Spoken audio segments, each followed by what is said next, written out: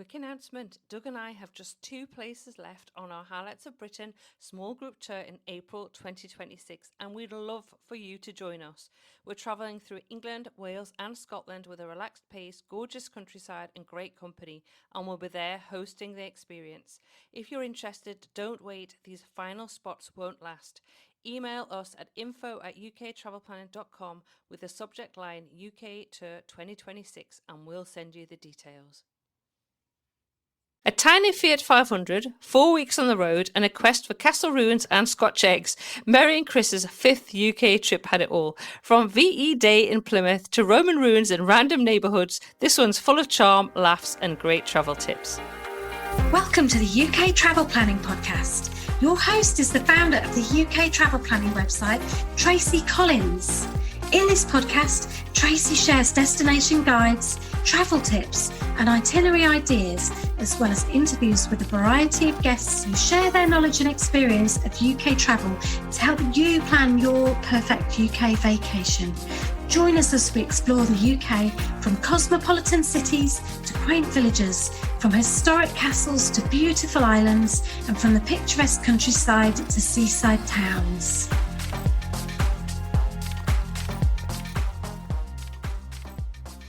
Hi and welcome back to the UK Travel Planner podcast. I am Tracy Collins and this is episode 162. So today I'm joined by the delightful Mary and Chris from Minnesota, who've just returned from their 5th trip to the UK, and this one was a beauty. Over 4 weeks they road tripped their way around South Wales, Cornwall, the Jurassic Coast and East Anglia, all in a tiny Fiat 500, before wrapping up their adventure with a few days in London. By train, of course, no driving in the capital. Along the way, they discovered everything from crumbling castle ruins and Neolithic stone circles to VE Day commemorations in Plymouth and Roman ruins tucked into quiet corners of British towns.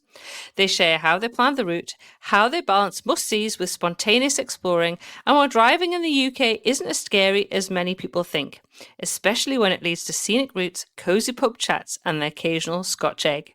But before we get started, a big shout out and thank you to Vanetta Thomas, one of our amazing monthly supporters who helps keep the podcast going.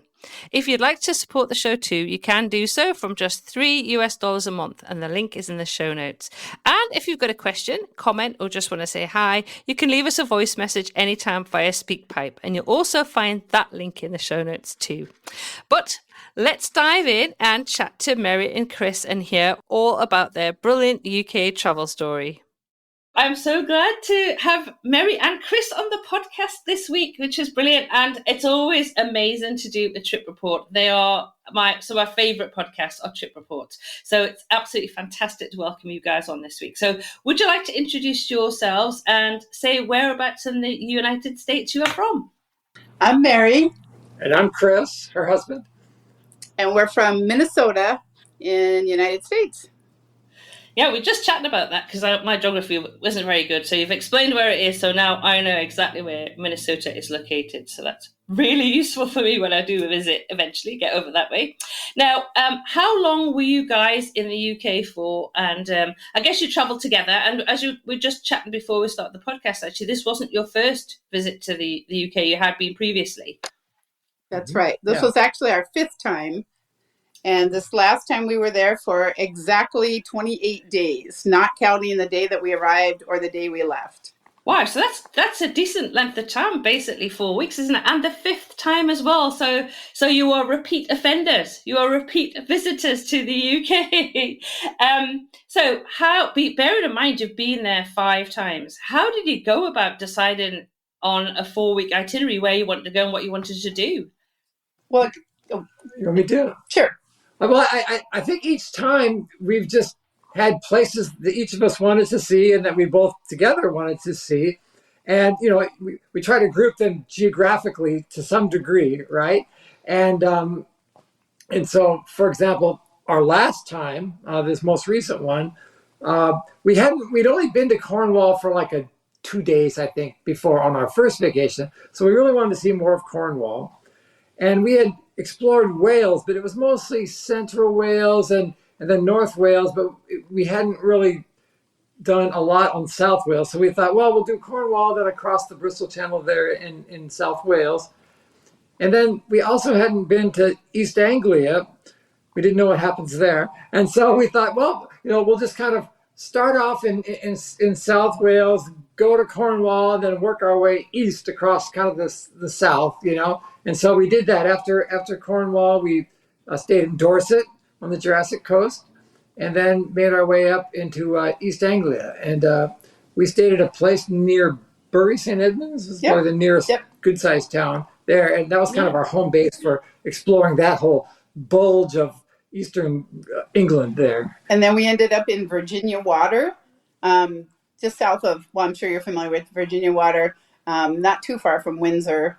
And that was quite lovely as well. We could take the train right into London and didn't have to worry about all that. So that was nice. That's really good. And I was going to say that's really smart as well, because the fact that you kind of, you chose your areas as well. So you weren't bombing all over the UK. You did, I think that's something we do recommend so often, because you can actually spend a lot of your trip just kind of going from one place to the next. So I think grouping it by areas and choosing places that you hadn't explored before is such a smart move. And obviously, because you've been there quite a few times before as well, you knew exactly what you wanted to do and see. Yeah, the first time we went, we did a real overview. So we drove a lot. We drove a lot. we did all of, Wales. We went all the way up to John O'Groats, and then all the way down to Land's End. And we went all over the place. And so then we thought, Liverpool, and we were all over. London. Yes, the Scottish borders. And so we decided that was just too much, too fast. And then we wanted more time. It was great, but it was a lot of driving too. Yeah, that was only 3 weeks. And then the next time was that was 5 weeks. And we threw Ireland in there. And we'll never do that again. We just much better just to concentrate. Never do 5 weeks. Ireland was great. No. Sorry. Definitely would love to go to Ireland again, but not all part of the 5 same. weeks. We figured 4 weeks is probably the limit. For us, anyways. So after those overviews, that was when we decided, okay, now we're going to pick specific areas, spend more time in those areas, and do a lot of exploring. Which is a really good idea. So, and I know before we start recording, you mentioned on the last trip before this one, so I guess trip before that and the ones previously, you didn't have access to like things like my podcast and website. So this is me asking for a bit of praise here. Have you found the resources that we provide really did help? Very much. And there's, well, first of all, you're very enthusiastic and supportive and give a lot of great information. And then I also found that other people that have done similar type things, are very helpful. And, we had basic ideas. So actually, I think it was the last 3 trips I was aware of your information, and we got quite a bit from it. But like, even when we were there, we both really wanted to see Tintagel Castle, but I was just so nervous because of what I had heard other people talk about when it came to a lot of the climbing. So that's why I threw out the post regarding that, and just got so much great encouragement and support. And it was really, really helpful. Oh, that's good. I remember putting some photos in the Facebook group as well to show you what it's like. Because if you don't like heights, and I guess that, if I remember right, was that what you were a bit wary about crossing over that bridge? Yes, he was worried. It was more a matter of what I think of as kind of a slippery type area where I feel like I can go up really high, but if I feel like I'm going to fall in climbing type areas, that's what makes me really anxious. But yeah, no, I understand that. And this is the thing, this is part of the reason we've got the Facebook group as well, because you can go in and ask those questions, and people who've been there, like I put photos on, people could reassure you and say, this is what it's like. And so you went and had a great time, and that's exactly what we kind of aim to do, which is, so that's lovely to hear that you did that you asked that question and you got your answers, Yeah, the forums are just great, for people to share information and answer questions. And yeah, it's always just great. Yeah. Yeah, it really helps. So let's talk about the highlights of your trip, because obviously 28 days, that's a lot of ground that you covered in terms of places that you saw and where you went. So should we talk about each area and what were the highlights in each area, because that would be fun. So in South Wales, talk us a little bit about South Wales and what you really enjoyed there.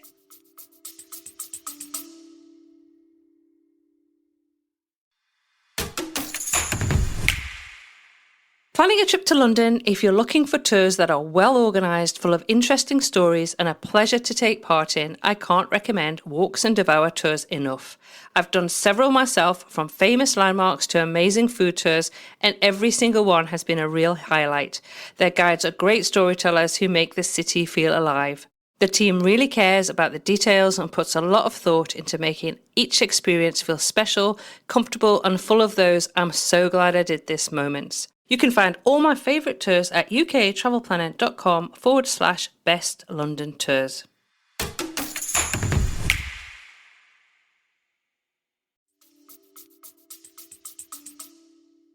Well, we stayed in a kind of a suburb, I guess you would call it, of Cardiff. I'm trying to think of the name of Whitechurch, I think it was called. Yeah. Or Whitchurch? Whitchurch? Maybe it was Whitchurch. Whitechurch. But anyway, it was really great because you could take the train places. The place that we stayed at was like less than 5-minute walk to the train station.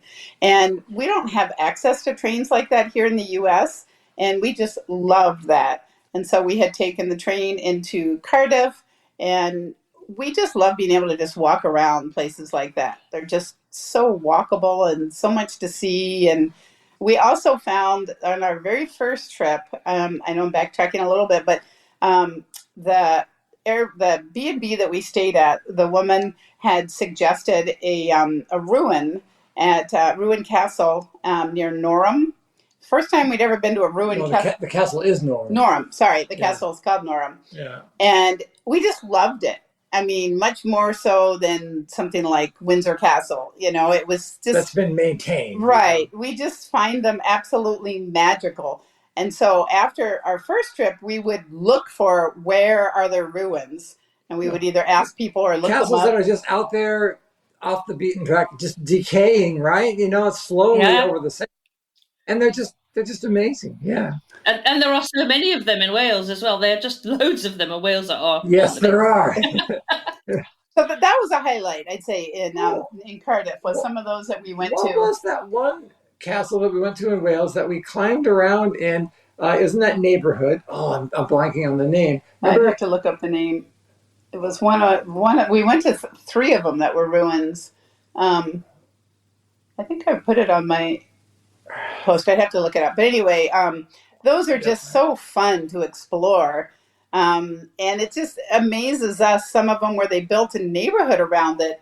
We're thinking, oh my gosh, these people that live right here, they can just walk here anytime. Ancient, a medieval castle, in, kind of, some people, their backyard is or like over in East Anglia, there were these old Roman ruins, and right in the middle of a neighborhood, it just we just find that so fascinating.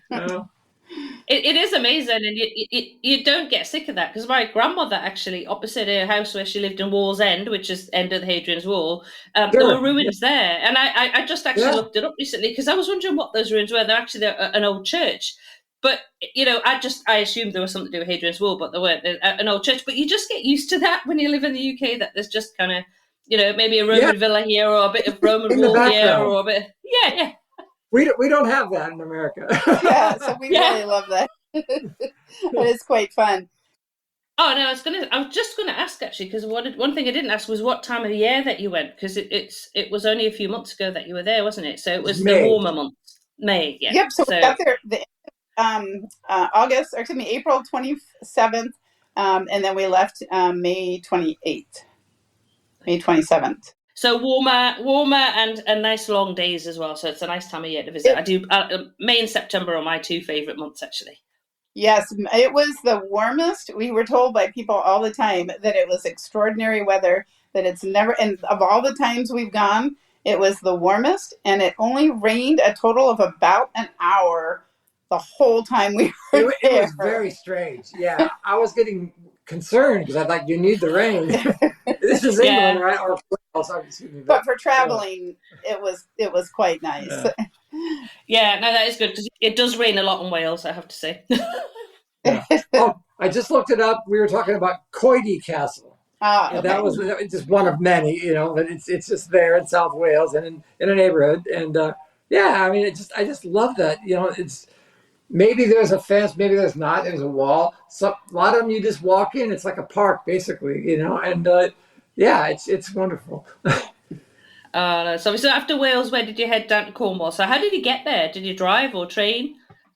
Yeah, we always rent a car. But every time we've been here, in fact, it's always a Fiat 500.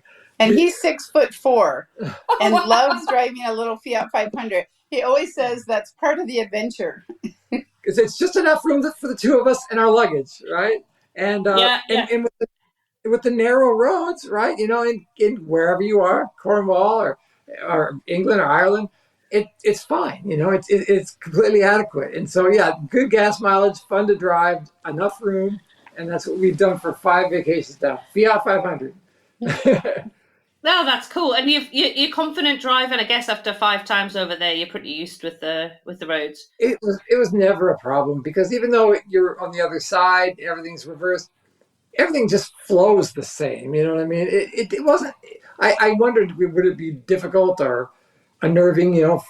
Driving on the other side in a backwards car to us. And no, I mean, we adapted really quickly. It's not a problem. And as far as the tiny roads, he actually says he thinks that's part of the adventure, too. It is fun. Well, it is. You never know what you're going to get round the corner, do you? Any tractor or sheep, or you don't know what's coming, honestly, especially with those hedges in Cornwall where you're driving through and it's like a tunnel. And you're like, okay, I'll just go slowly because then there's a tractor or I had once a whole herd of sheep and you're like, right, okay. But that is part of the adventure, absolutely. So you drove down to Cornwall. So tell me about Cornwall. What did you do and see? Oh, boy. What was the place we stayed at? We stayed at an Airbnb. We always stay at Airbnbs. It was a woman named Sue. She had this farmhouse. What were we near? Why am I thinking about the name of the... We did Tintagel Castle. We went to what was that fishing village we went to? Oh, we went to a few of them. I could look them up. But one thing that was really, really special when we were in Cornwall is we went to Plymouth on VE Day. Oh, yeah, with Plymouth. So that was really special. That was really good. Yeah. It just happened to be, well, I mean, it was that week we saw some things in some literature. We thought, hey, this is coming up. VE Day's coming up. And, oh, look, they're having observances in Plymouth, So we thought, well, we wanted to go to Plymouth anyway. So, yeah, we went there. We're there for that. It was great. Callington. That's the name of the little village that we stayed in. Callington. Yeah. And it was little. But it was great. I mean, the woman was wonderful that owned the place, and it had a hot tub, and it was just and she told us about some what do you call those? There was like some stone circles and what was the other, cheese ring? What was the other one? We did. Okay, I'm finding where we were here.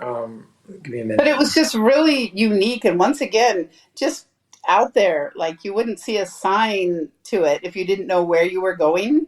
That's something that's so different than here in the U.S. Here, they would turn it into a national park, and then there'd be big signs, and there'd be a lot of people there.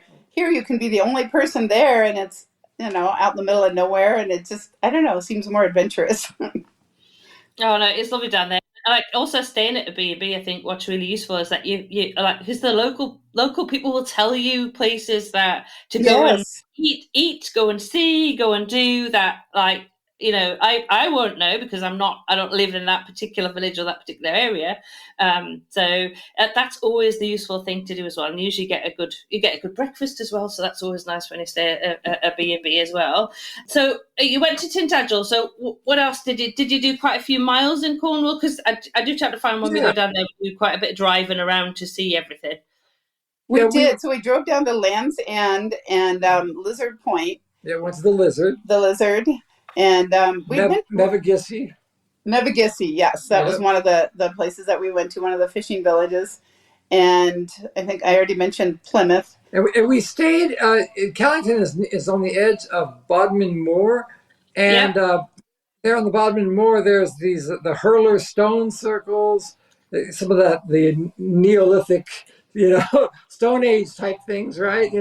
Yeah. So we saw that. There was also that Trevithy Coit or whatever, Yeah. which is an interesting stone structure, Stone Age. Once again, just in a lot between some houses. It's amazing, in a neighborhood. The hurler stone circles, and also what was that formation? It was actually natural. It looked kind of like the pancakes, the rock The cheese rings? The cheese ring, yeah, the cheese ring. Yeah, that's just some things on the Bodmin Moor. But yeah, we went to the Lizard, St. Ives, Yes. and Land's End. So, and then Plymouth. Jarring myself. We could here. easily spend a lot of time there. There's so much to see. Cornwall is beautiful, and it's an area which actually deserves quite a bit of time. I know quite a lot of people say, they just want to go down for a day or two, but honestly, Cornwall, and it's a very popular destination with Brits as well. We love going down there. In fact, my ancestors part of my ancestry comes from down there. But we stayed on Bodmin Moor last time and saw the wild ponies. Did you see the wild ponies when you were there? Because they're just amazing to see as well. That was on I really wanted to, but we did not get a chance to see them. But that would have been nice. And where we stayed was just absolutely. It was outside of Callington, but it was absolutely beautiful.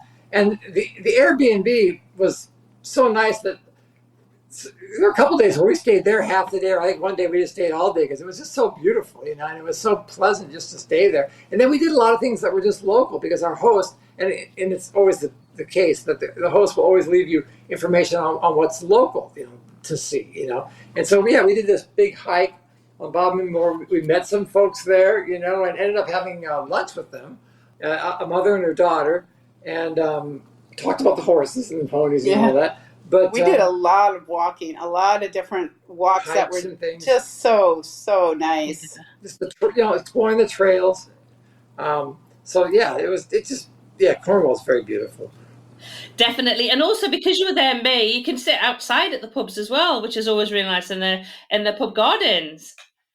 Yes, and Dorset, we did that a few times. There was a place right on the beach that was just absolutely beautiful.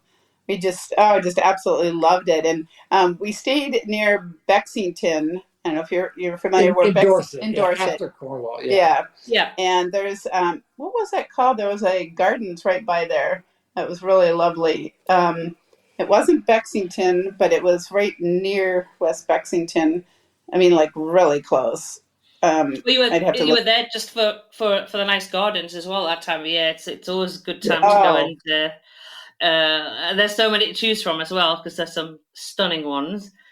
Oh, and it's so beautiful. Just driving around, like you were talking about the hedgerows, but especially that time of year, everything was in bloom. Like just all these wildflowers are just absolutely stunning. We just kept saying, kept pointing out, look at those and look at those. And it just wasn't even the ones that were in a garden, but just as you're driving around, that's one thing nice about it. Because we did go in September one year, and I feel like you kind of miss that aspect of it. Not everything is necessarily in bloom. And the weather's not cold.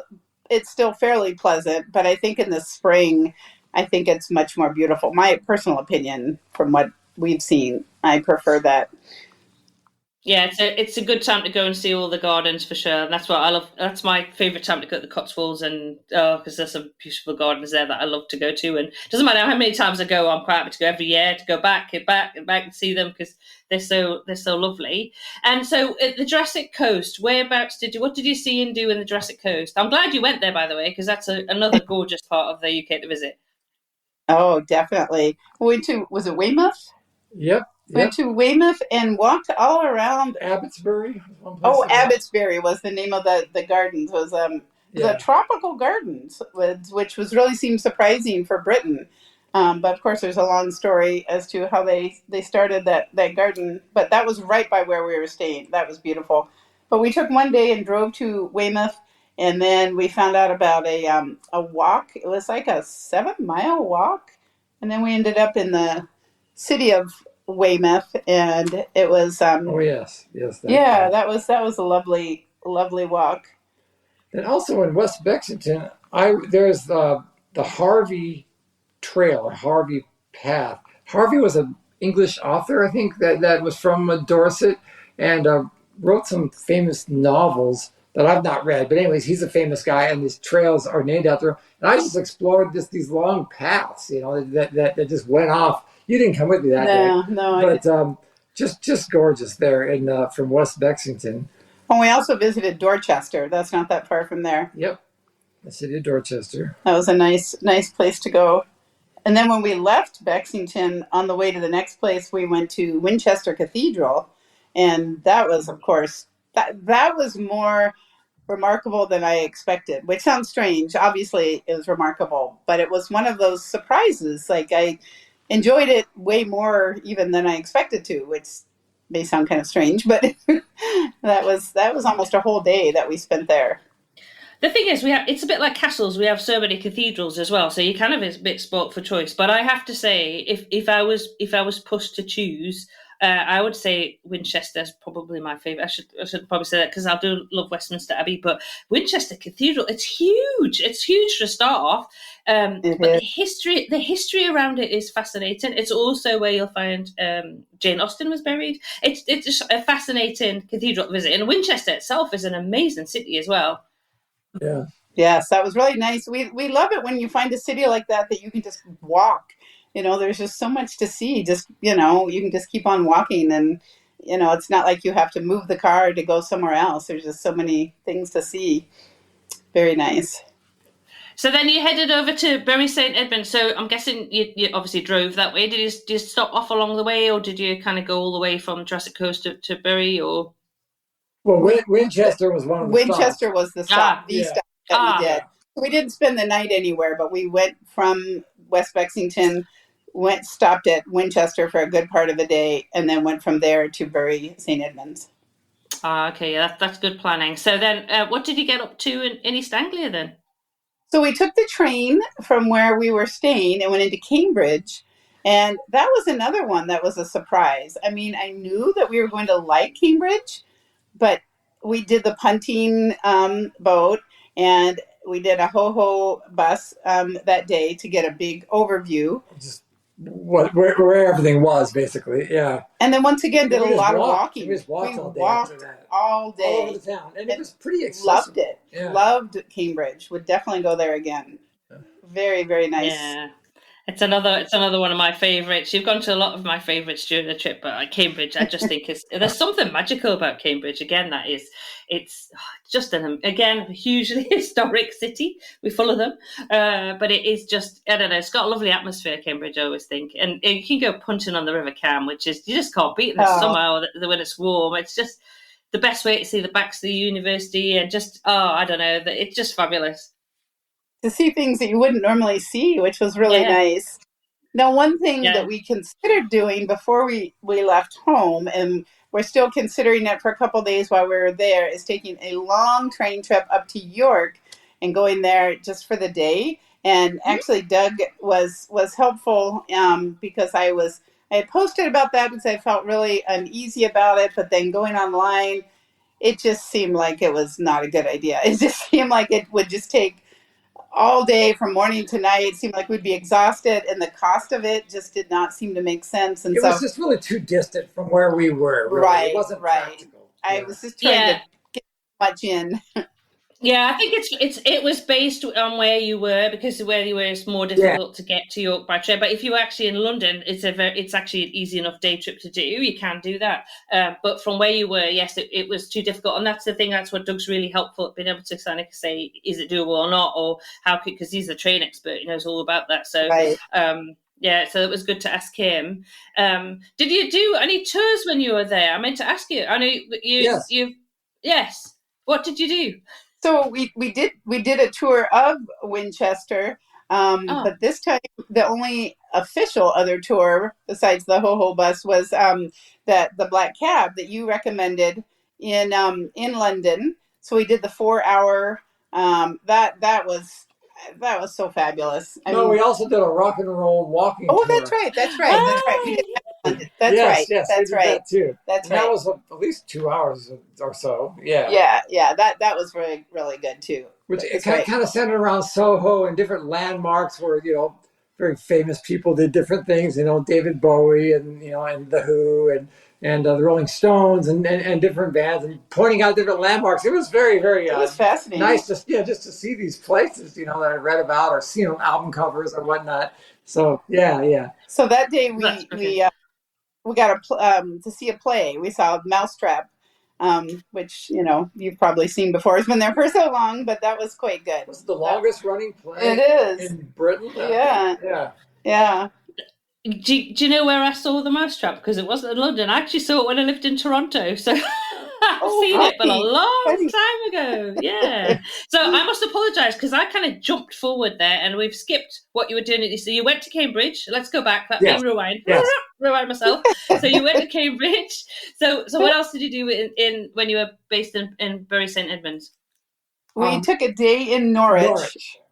Which we liked a lot. Yes. I had no idea what to expect there. And we loved Norwich. It was another one of those walkable cities. You just walk all around. Also with a very, very big cathedral, which surprised me. I think it's bigger than Winchester, isn't it? It seemed bigger. It's also in better condition. Winchester has got its structural problems, right? That have been kind of ameliorated over the years and shorn up and all that. But it's got a very, very large cathedral there, and another just beautiful city with some ancient landmarks and things. Yeah. Norwich was another one. And then what was where was the place where the Roman ruins were? It was outside of Yarmouth, but it wasn't in. It was That's right. It was in. We wanted to see some little beach communities by East Anglia.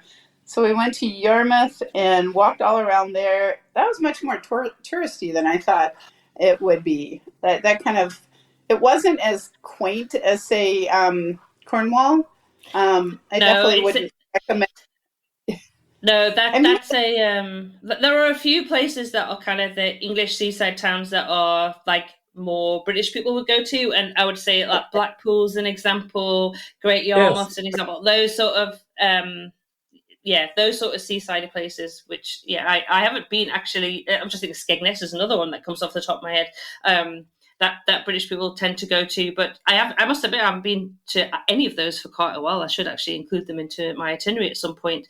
But yes, very touristy because you're going to get a lot of British people there as well. Yeah. That wasn't my favorite. But I mean, the actual seaside was nice, but it was just a little more, how do I want to say, commercialized, I guess is the best way to put it. It's kind of Coney Island-ish. Or it just wasn't what we think of as going to Britain. Let's just put it that way. What was it? I'm trying to think of the place with the Roman ruins that was outside of Great Yarmouth. It was. I'm trying to find a reference here. Yeah, we kind of stumbled on that. It was great. Yeah, and we met this guy there. That's one of the things we love is just talking to locals. This guy was walking his dog. He lived in the neighborhood where the Roman ruins were, and we ended up talking to him for quite a while. And he studies U.S. politics, and so of course he had to ask some particulars. Caister-on-Sea. That was it. Right. With the Roman ruins, where we met this gentleman. Yeah, we were just in this neighborhood with this Roman ruin, and we wanted to see it, and we're looking at it, and this guy shows up with his dog, and we ended up talking for an hour. It was great. It was lovely. But I love that. Sorry, say that again. Sorry, could you say that again, Chris? Sorry, the name of the place. Sorry, Chris. Caister-on-Sea. Caefer. Okay. Caister. But it's outside of Yarmouth. With our last name being Paxton, one of the previous times we had come, we stayed not too far from Great Paxton. And so we decided we would spend a little more time, and we went there and just had Little Paxton. Sorry, Little Paxton is actually bigger than Great Paxton. Yeah. It's kind of funny, but anyway, just walking all around, and then we spent a lot of time in the pub, and we knew nothing about cricket, which happened to be on TV. So there was this older gentleman who was so into it, and he just thought it was great to teach us all about it, and so it was just kind of fun to talk to people that have I think they get fascinated by and these a couple Americans. of young people too. The Right. bar staff, Right. They're so friendly. We start talking about cricket, and they're explaining everything to us. It's a good job Doug's not here, Chris, honestly, because he would be in this conversation right now talking about cricket. Well, of course, you can. Honestly, we just travelled around Sri Lanka, and every time we got in a car or get into a tuk-tuk, the conversation inevitably was just cricket, honestly. So I'm so happy to hear that you spent some time in a pub and learned a little bit about cricket. I guess it'd be the same if I came to the States and learned a little bit maybe about baseball. Equivalent? It was quite fun. What was the name of that place that we went to with the gardens? Well, that day that we went to Paxton, beautiful gardens, and it was attached to like a manor house. I'm trying to think of the name of that place. Because some of the places that we go to are like out of the way, not like just Cambridge or Norwich. We found out about this place where there was this beautiful gardens. You know where I'm talking outside about? Of Little Paxton? Yeah. Okay, I'll try to find it here. I'm blanking. But we were so fortunate to have so many beautiful days, and that was one of them.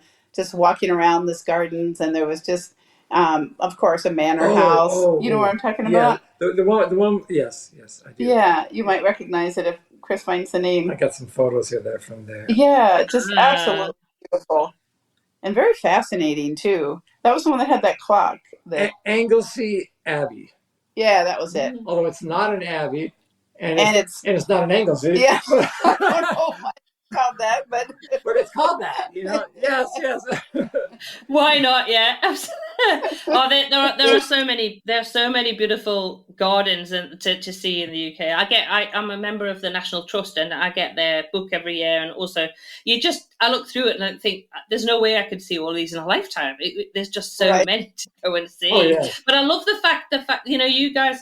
You based yourselves in a few areas and gave yourself the time to go and explore it, make the best of the weather you were very lucky that you had really good weather the entire time.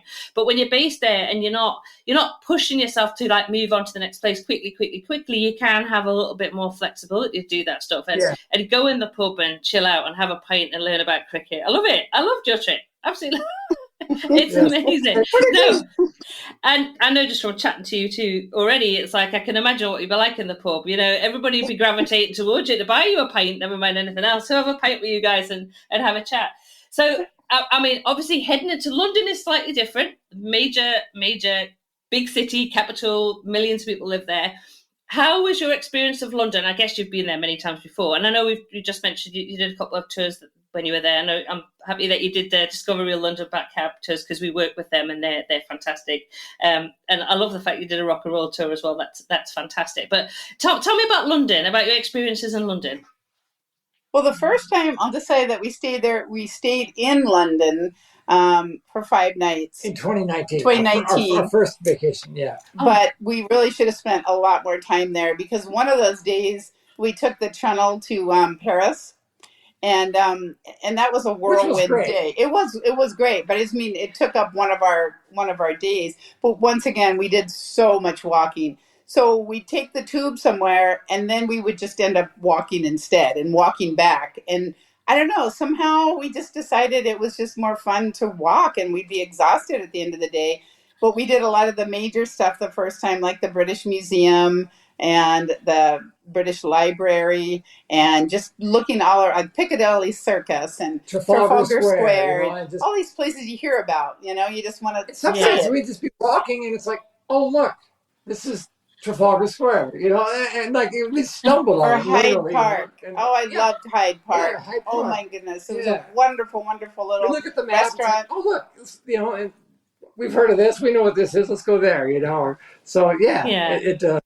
But then we didn't go back again until a year ago, and we stayed in Marlow, and we took a train in because we really wanted to see the Churchill War Rooms. And so we spent more than half of a day there.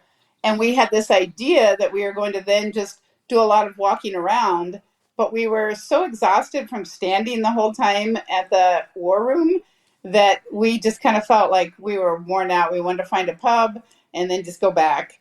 So we thought we were going to go back the next day, and we ended up going to Avebury instead. We were just kind of feeling like, okay, we've just kind of had enough London for right now. We were feeling kind of overwhelmed. So that's why this time we thought, well, we'll stay not too far from London, take the train in, a few days and get to do more things like that. But one thing about London, though, that of course you would know, but Americans may not know if they haven't been there, and is you don't ever want to bring a car into London. Because I think there's a daily tax, and then Right. I don't know where you'd park. But so every time we've gone there, we stayed outside of London and took a train in. Except for the first time. First time we did stay there for 5 nights. But we turned our car in and just used Right. transit. Use the tubes and things. Yeah. That's the only reason I've been hesitant to stay in London again, was the dragging your suitcase through the city. Like you take the train and then you got to drag your suitcase to get to where the hotel is.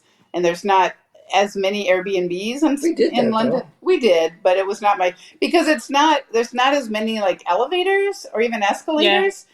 Going upstairs, dragging all this stuff, and I mean, every year we try to like do less, carry less, and yet somehow it doesn't always work.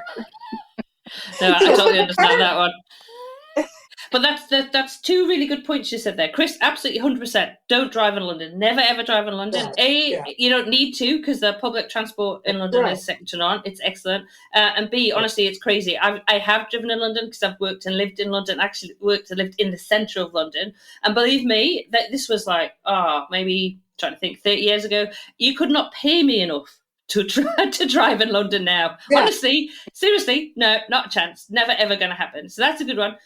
And the other one, if you Airbnbs, there are less Airbnbs in London, and there are. I'll stick my neck out here, but we have had times where people have booked Airbnbs and they've been cancelled at the last minute, and that really worries me about people doing that. So those are always considerations. Not saying that happens to everybody, because we have had lots of people that have been very happy and stayed in Airbnbs, but it's always a bit of a worry at the back of my mind about that. But you travelled in, so you obviously got the train in, no problem. And then, and then where did you? What did you kind of pick out to do this time? Because obviously, I know you did the 2 tours. Was there anything else specifically you wanted to go and see? Well, the wonderful thing about that tour, as you know, the Black Cab tour, was that I felt like we got such a great view, such a great kind of behind the scenes, if you will, with him being able to stop so close to places that you wouldn't normally get to do. And so it was a really good feel for when we went back, when the day that we did the rock and roll one, where we could just walk and go where we wanted to walk and see what we wanted to see a lot more. So we kind of knew where we were a little bit better. And we were in a different part of London than we were the first time. Right. First time we were by Euston. Yeah. And because we wanted to be near St. Pancras Station to be able to Eurostar. Walk to get to the Eurostar. So get there at like 5:30 in the morning, and so we wanted. That was great too. That area. Yeah. I stayed there. I did that trip to Paris. Actually, so I've got a podcast episode about that. But you've got to be there very early to get that very first train. So I set my alarm, but guess what? My alarm didn't go off. I had literally 5 minutes to get up. Thank goodness I was staying in a hotel next to St. Pancras. But I literally had 5 minutes to get up and get ready and get to the train station. So that's never happened to me. Will never happen again, because I could not believe, because it's a very expensive day trip as well. I was like, I'm not missing this.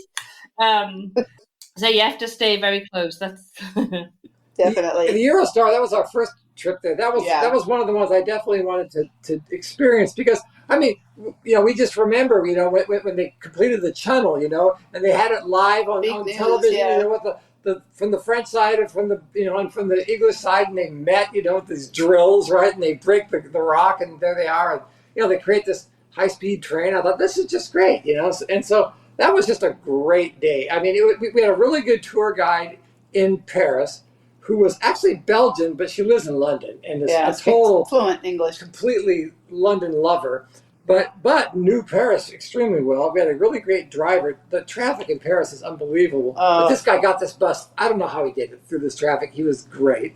And so we just had a fantastic day in Paris, just packed in, then got back late. I just couldn't believe that. It was at the very end of our first vacation, but it was the day before we left. Yeah, but it was a great, great day. I recommend the Eurostar was great, so all that, but highly recommend it. other things in London. We did the Churchill War Rooms. We did the Imperial War Museum. We did the British Museum. Just walked around like where the London Eye is and Buckingham Palace. And we've never done that before because we don't really go in for that kind of thing. But the you just kind of feel like you need to at least see it, you know? Yeah. It's just one of those iconic things that, you know. I mean, like one day when we were staying in Virginia Water, we went into Windsor.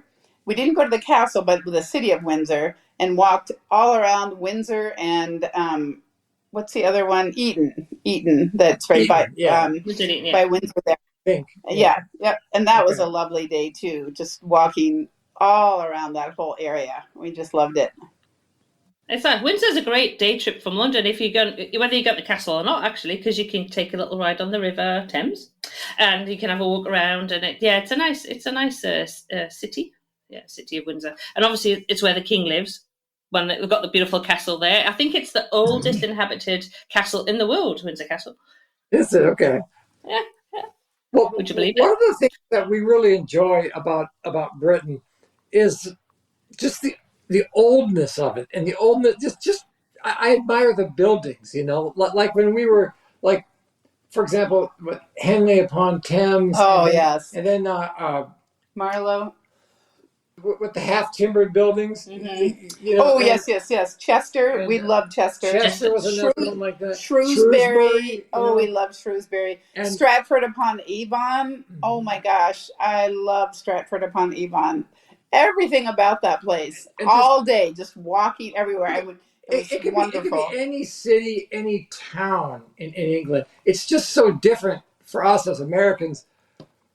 Maybe it's different. In the East Coast, there's more, you see stone buildings, but it seems like almost everything in Britain, maybe outside of London, but even in London, is made of stone, okay? And I mean, that sounds beautiful. Like no big deal, right? But, you know, in Western U.S. or Central U.S., it's more rare, you know? And these are ancient buildings in many cases, you know, hundreds and hundreds and hundreds of years old, you know, like in Norwich, you know? Mm-hmm. There was that exchange building, you know, that was like, I don't know what, it was like 800 years old or something. It was half timbered, you know, timber and masonry. It was like that in Chester, too. There were some of those that were so Chester old. Was beautiful, the walled city. We walked that. But so, yeah, we just enjoy just walking in the city and just enjoying the oldness of it and the uniqueness of it, you know, from an American perspective, you know. So, yeah. I feel like every area, I can't get enough of it. Every area that we've been to has its own special charm. Like it's so hard to say, well, would you pick a favorite? I mean, each trip, I think each little area, or I shouldn't say little, but each spot that we stayed, there was so much to see, so much to explore, that it's hard to say. And so we love the fact that we can take so much time. Like next time we want to go up by the Lake District and go more like in the central area, and definitely want to get to York.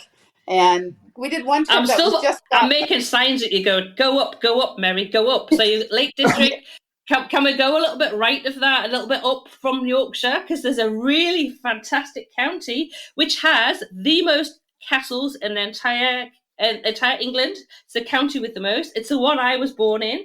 So you need, and also if you want to see Roman ruins, so Northumberland. Come on, guys, you need to be going to Northumberland. Yes. So a few years back, we stayed in Alnwick, which is not that far from there, right? Alnwick's in Northumberland.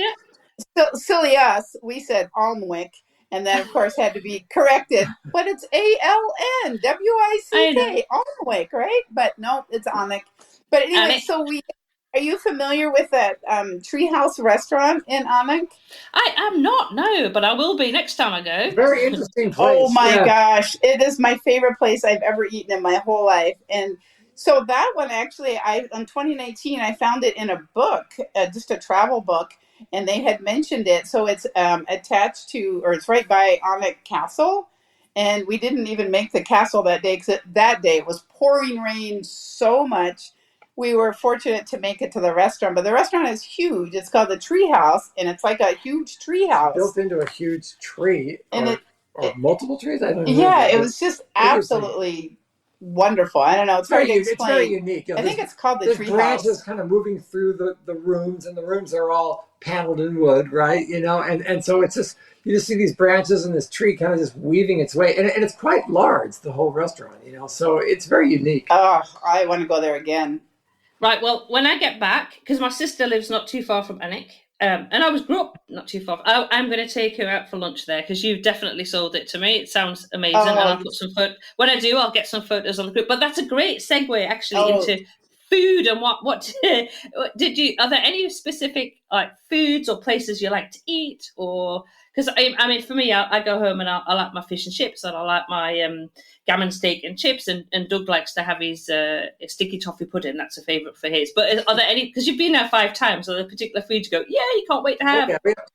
Pasties. Yes. You have to have pasties. Hot pasties. Oh my gosh, those are so good. And you got to have fish and chips. And we're amazed that like some place we stayed in Scotland, the fish and chips might taste different than in Liverpool, which might taste different than Cornwall. You'd think they're all fish and chips, but they're not all the same. Also, Scotch eggs. He loves Scotch eggs. There's a place. Have you ever been to, on the way up to Scotland, the House of Brewer? Have you been there before? No, I haven't. Oh my goodness! It's on one of your motorways on the way out to Scotland. It's right outside of where Tracy is. Yeah, so it's in Brewer is actually the town, the B&B that we stayed at on Scottish Borders, which was also called Paxton, interestingly. But anyway, she's the one, Georgina, a lovely lady, that told us about the first ruin that we went to, and then we were headed up to Inverness. And she said, you must stop at House of Brewer on the way. Now, House of Brewer is more like a little shopping mecca. I don't know what. I don't know. It's not. There's a clothing store there. It's kind of posh. It's very posh. But there's a restaurant and a deli there, and they sell a lot of nice stuff. And there's a garden shop and a clothing shop. It's all very expensive, but the food there is really reasonably priced and really, really good. Really good. So they have a men's shop, a women's shop. That was when Chris first got one of those those British Pitlockery. That's it. Oh, Pitlockery, yeah. Those British caps. The what do you call it? I don't know what they call them. We just call it a British cap, but that was the flat cap. Yeah, it's called a flat cap. Yes, flat cap. That's right. But you have to go to House of Brewer. It is just so nice, and all the food is so good, and wonderful shopping there. And the first Scotch egg I ever had was there, believe it or not. And we'll get Scotch eggs, and we'll get some hot pasties or some sort of hot pies, and just take them with us. And on the road, I mean, the food is really good there. It's really, the prices are really good. And it's a very nice place to stop. Very nice. It's not touristy. It's just very, very, very classy. It's off the motorway, so it's kind of a rest stop, but it's a very posh, nice restaurant that's, that you don't have to spend a lot of money, but it's very pleasant. And it had the best souvenirs of anywhere I've been in Britain. I mean, the kind of things you want to bring home to someone, everything from the best treats and things, and Scotch, what am I saying? The Scotch bread, shortbread. Thank you. Shortbread. Really good shortbread. The teas, just everything. We've gotten things for our grandson there. I mean, just really, really can't recommend House of Brewer. So whenever we're moving north there, we have to find a way to get to House of Brewer on the eastern, whatever that motorway is. I forget. We always stop there. Yeah. So 2 years ago when we went to just Scotland, we did a lot of Rabbies tours. And I would highly recommend Rabbies tours because they're small. I mean, the most I think you have is about 10 people. Maybe it's 12, but small, little more like a minivan, not big at all. And they're fabulous. The guides are so good. We did about 4 different tours with them, and then we stayed at John O'Groats, and then we did the tour to Orkney Island. So we did a lot of tours that particular trip, far more than we usually do, but we just really, really wanted to get a lot of different areas of Scotland and get a lot of information. And then we drove the NC 500. Oh, wow. And that's very worthwhile. It's lovely to hear. Well, I mean, there's obviously you've been back to the UK 5 times, so there's a reason you keep going back. And I guess it's the fact that it really is. You just get, wherever you go, you're going to get a different experience. And I'm just so glad that you've explored so much of the UK, and I'm sure you'll be back. Absolutely. We will. Yeah, like I said, next time we already know that we want to go next spring, and we know what area we want to attack. Like we said, just the whole mid area. Perfect. Right, I'm gonna end the podcast because we've been chatting for a long time. It's been lovely to chat with you guys. But what would I always end the podcast with the same question? I don't know if you want to answer this separately, but what would be, and especially since you guys have been 5 times as well, it's quite interesting to see what you're going to come up with for this. But we always ask, what would be the one tip that you would give to somebody visiting the UK for the first time? But I would also say, what would be a tip you'd give to somebody visiting the UK, maybe if it's a second or third time? Have you, I guess, been there 5 times, you might have kind of new ideas or different tips that you'd share? I think, and you tell after me, but one thing I would really suggest to people that I love to do is each area that we're staying, I like to have what I call possibilities. So not a strict itinerary, but certain things that, we may do while we're there. A list of places. Yeah, a list of places. Some are a given, that we know that we definitely wanted to see Cardiff or whatever. So it's good to have a few of those. But I think all the rest, it's good to just have a bunch of possibilities. But then once you get there, don't feel so stuck with that, because you may just go exploring. You may just go driving, and who knows what you'll find, or end up with suggestions from where you're staying. And there's so many fun, out of the way places and just exciting explorations. And so I think you have to kind of allow room for that. Don't feel like, okay, here's my itinerary from 7 a.m. till 7 p.m. Just have time to just relax and see what happens, and have time in pubs and talking to people and, getting to know the locals. And I think that has been some really fun, that we really enjoyed. But anyway, I would say also is don't be afraid to drive. Don't be afraid to rent a car and see it by road, because I found that Britain's roads are always kept in excellent condition. I've never had a problem with driving. We had northern Scotland, just that one time. It was after COVID. I don't know if maybe there was a year off with maintenance or something, but no, the roads are generally, I find, in excellent condition. And it's different. You're driving on the left, and things are reversed in the car, but the pedals are the same. You're just shifting with your left hand instead of your right. But I mean, I just love the freedom of having a car and being able to do the out of the way places, or to be flexible. If you have the time. Not everybody has the time. And in that case, maybe having a tour is great. But I think just renting the car has just opened up. We can just go to anywhere we basically want to go. And the train, you don't always have that option. I mean, one year we thought, we should plan a trip. We're just doing the train. But then there were so many ruins and out of the way places we wanted to go to that you couldn't possibly get there by the train.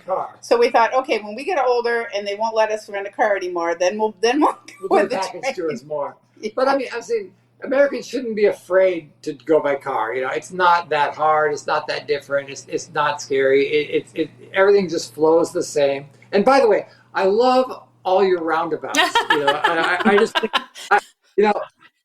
I want more roundabouts in America, because it's such a great solution when you have a bunch of roads converging. How are you going to handle this, right? And I love them because you're not waiting at a stoplight. You just flow. And if you miss your curve, just come back around to your street. It's going to work out. And so driving, I think touring Britain by car is totally possible, and I recommend it. Especially with a sat nav. We cannot imagine with a map. You go. Oh, it'd be a lot harder. Yeah. With smartphones, it's easy. Yeah, true. Well, we do recommend, because we do.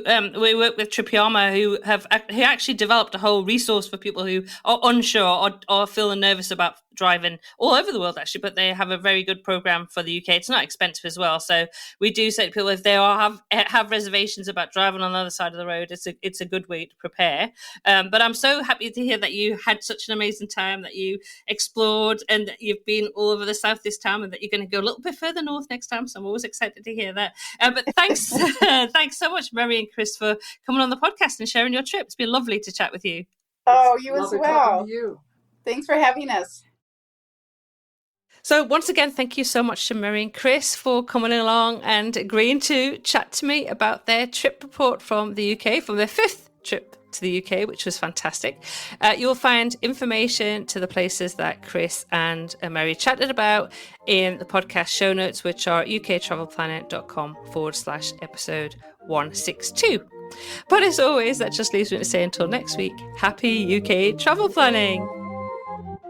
Thank you for tuning in to this week's episode of the UK Travel Planning Podcast. As always, show notes can be found at uktravelplanning.com. If you've enjoyed the show, why not leave us feedback via text or a review on your favourite podcast app? We love to hear from you, and you never know, you may receive a shout out in a future episode. But as always, that just leaves me to say, until next week, happy UK travel planning.